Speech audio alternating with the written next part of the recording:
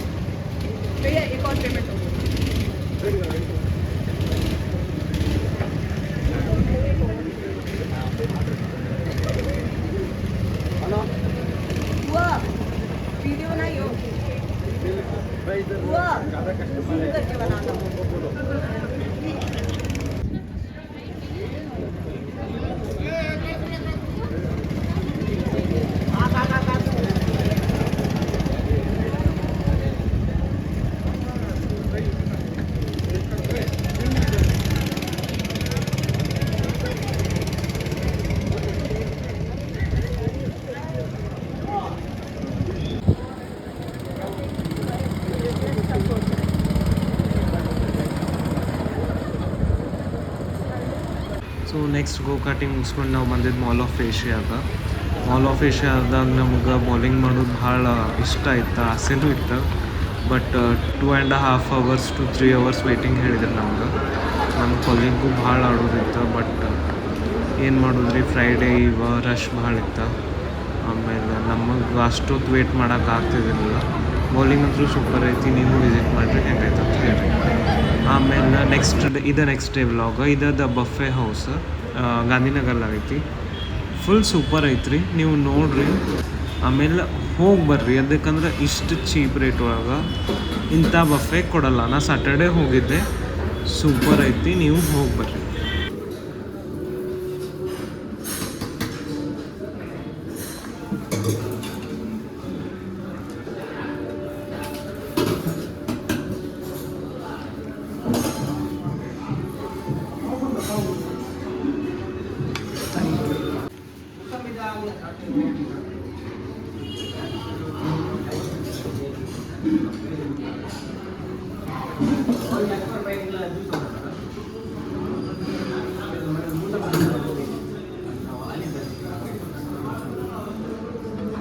Thank you.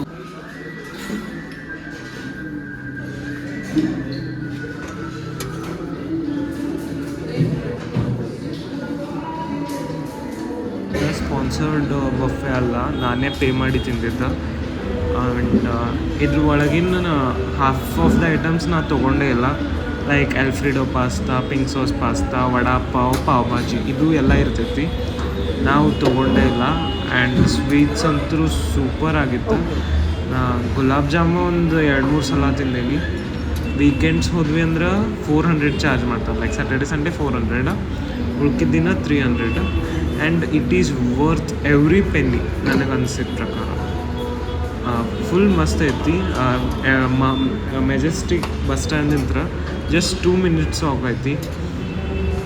ನಮ್ಮಂಥ ಬ್ಯಾಚುಲರ್ಸಿಗೆ ಭಾಳ ಚಲೋ. ವೀಕೆಂಡ್ಸ್ನಾಗ ಕುಕ್ ಮಾಡ್ಕೊಳಕ್ಕೂ ಟೈಮ್ ಇರಲ್ಲ, ಹೀಗಾಗಿ ನಾವು ಹೋಗಿ ಎಂಜಾಯ್ ಮಾಡ್ಬೋದು. ನೀವು ಆ ಗುಲಾಬ್ ಜಾಮೂನ್ಸ್ ನೋಡ್ಬೋದು. Those are piping hot gulab jam ಇತ್ತು. ಎಂಜಾಯ್ ಮಾಡಿರಿ, ಸಬ್ಸ್ಕ್ರೈಬ್ ಮಾಡಿರಿ, ಲೈಕ್ ಮಾಡಿರಿ.